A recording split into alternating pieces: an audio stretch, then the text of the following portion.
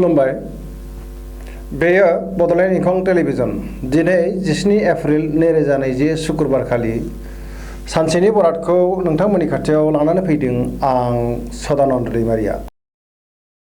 सिगां आं फरायथिनो लादों मेष राशि। दिनैनि साना जोबोर मोजां, गोसोखौ गोजोननाय मोनगोन, गोसोनि साननायफोरा जाफुंगोन, समाजाव मान मोनगोन, देहाया मोजाङै थागोन, बहानिफ्रायबा मोजां खौरां मोनगोन, रांखावरिनि आंखाल जानाय नङा, अदेबानि खरसायाबो बांगोन, मावनो लानाय खामानिखौ मावफुंनो हायैयाव टेनसन जानांनो हागौ, सुथुरा जेनगोन, न'खराव बिसि फिसायनि गेजेराव अनलायनाय फैगोन, बिदा फंबायनि हेफाजाब मोनगोन, बहानिफ्रायबा मोजां खौरां फैगोन, धोरोमारि बिथिङाव गोसो दुंगोन, सेंग्रा सिख्लाफोरा गावबा गावनि गोसोनि साननायफोरखौ फोरमायलायनो हागोन।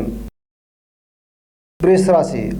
दिनैनि साना जोबोर मोजां, गोसोनि साननाया जाफुंगोन, एसेल' मावनायावनो गोबां मुलाम्फा जागोन, लोगोफोरजों मोजां सोमोन्दो लाखिनो हागोन, मावनो लानाय खामानिखौ थि समाव मावफुंनो हागोन, गोसोखौ जोबोर गोजोननाय मोनगोन, सेंग्रा सिख्लाफोरनि गोसोआ रमान्टिक जागोन, न'खराव बिसि फिसायनि गेजेराव अनलायनाय फैगोन, देहाया मोजाङै थागोन, फरायसाफोरा मोजां फिथाइ मोनगोन, समाजाव मान मोनगोन, गोसोनि बोलोआ बांगोन, गुबुननि गोसोखौ बोनो हागोन। मिथुन राशि। दिनैनि साना मोजां आरो गाज्रिनि गेजेरजों बाबेनलांगोन, देहाया बारा मोजां थानाय नङा, जानाय लोंनायाव सांग्रां जानाया गाहाम, गोसोखौ जोबोर गुलाय गुजाय मोनगोन, रांखावरियाव जोबोर मोजां, फालांगियाव मोजां, गावनि गोसोनि बाथ्राखौ गुबुननो गोरलैयै दाफोरमाय, नङाब्ला गुबुना नोंखौ खैफोदाव खोख्लैनो नाजागोन, न'खराव बिसि फिसायनि गेजेराव अनलायनाय फैगोन, समाजाव मान मोनगोन, मावनो लानाय खामानिखौ मावफुंनो हागोन। कर्कट राशि।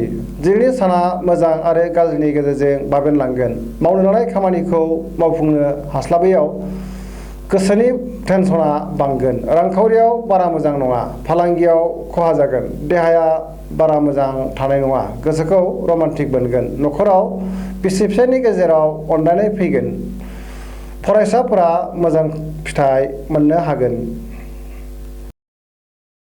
सिंह राशि। दिनैनि साना जोबोर मोजां, न'खराव बिसि फिसायनि गेजेराव अनलायनाय फैगोन, बिदा फंबायजों मोजां सोमोन्दो लाखिनो हागोन, गावजों गाव हेफाजाब होलायगोन, हरखाबै बहाबा थांनो हागौ, सिगांनि बाबेनलांखांनाय जाथायफोरखौ गोसोखांनानै गोसोनि टेनसना बांगोन, देहाया मोजाङै थागोन, रांखावरियाव जोबोर मोजां, फालांगियाव मोजां, गुबुननि गोसोखौ बोनो हागोन। कन्या राशि। दिनैनि साना मोजां आरो गाज्रिनि गेजेरजों बाबेनलांगोन, गोसोखौ गुलाय गुजाय मोनगोन, देहाया बारा मोजां थानाय नङा, समाजाव मान मोनगोन, गोसोनि बोलोआ लोरबां जागोन, रावनोबो रां हावलाद दाहर मोनफिननाय नङा, रांखावरियाव बारा मोजां नङा, फालांगियाव खहा जागोन, देहाया मोजाङै थागोन, सोरबा लोगोखौ लोगो मोनगोन, न'खराव बिसि फिसायनि गेजेराव मोजां सोमोन्दो थागोन, गोसोखौ रमान्टिक मोनगोन, मोजां आरो गोथों साननो रोंगोन। तुला राशि। दिनैनि साना जोबोर मोजां, गुबुननि गोसोखौ बोनो हागोन, समाजाव मान मोनगोन, गोसोखौ जोबोर गोजोननाय मोनगोन, बहानिफ्रायबा मोजां खौरां फैगोन, देहाया मोजाङै थागोन, गोसोनि साननायफोरा जाफुंगोन, समाजाव मान मोनगोन, मावनो लानाय खामानिखौ मावफुंनो हागोन, सोरबा मुंदांखा सुबुंजों लोगो मोनलायगोन, रांखावरियाव जोबोर मोजां, फालांगियाव मोजां, गोथों आरो गेबें साननो रोंगोन, देहाया मोजाङै थागोन, गोब्राब हाबाखौ मावफुंनो हानानै गोसोखौ जोबोर गोजोननाय मोनगोन, सेंग्रा सिख्लाफोरा मोजां खौरां मोनगोन, गुबुनखौ बारा दाफोथाय, सोरबा लोगोनि हेफाजाब मोनगोन। वृश्चिक राशि। दिनैनि साना जोबोर मोजां, बहानिफ्रायबा मोजां खौरां मोननानै गोसोखौ जोबोर गोजोननाय मोनगोन, समाजाव मान मोनगोन, मावनो लानाय खामानिखौ थि समाव मावफुंनो हागोन, रांखावरियाव जोबोर मोजां, फालांगियाव मोजां, न'खराव बिसि फिसायनि गेजेराव मोजां सोमोन्दो थागोन, बिदा फंबायनि हेफाजाब मोनगोन, गोदान खामानिखौ मावफुंनो खाबु मोनगोन,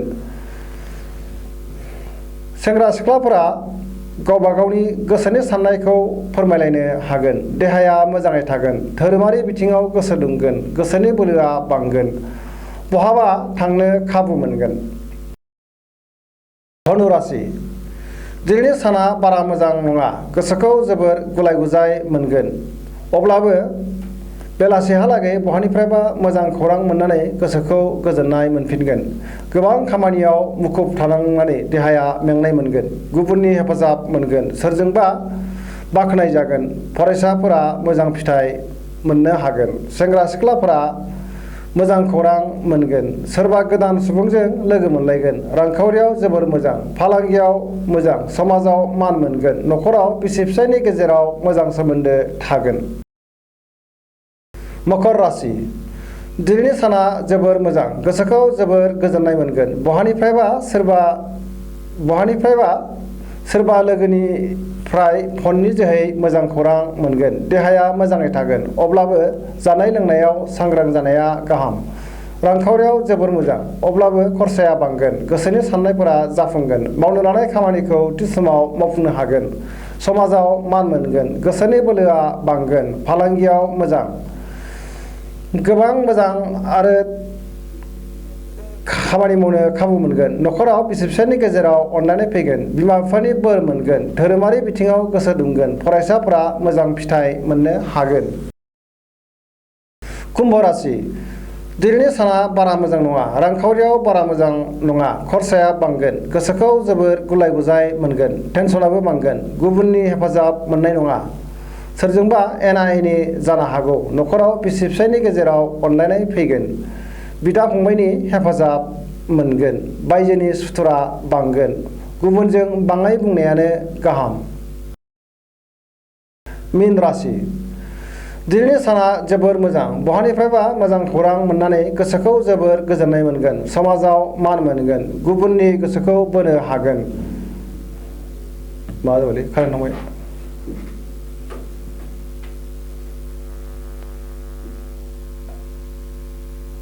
मीन राशि। मीन राशि।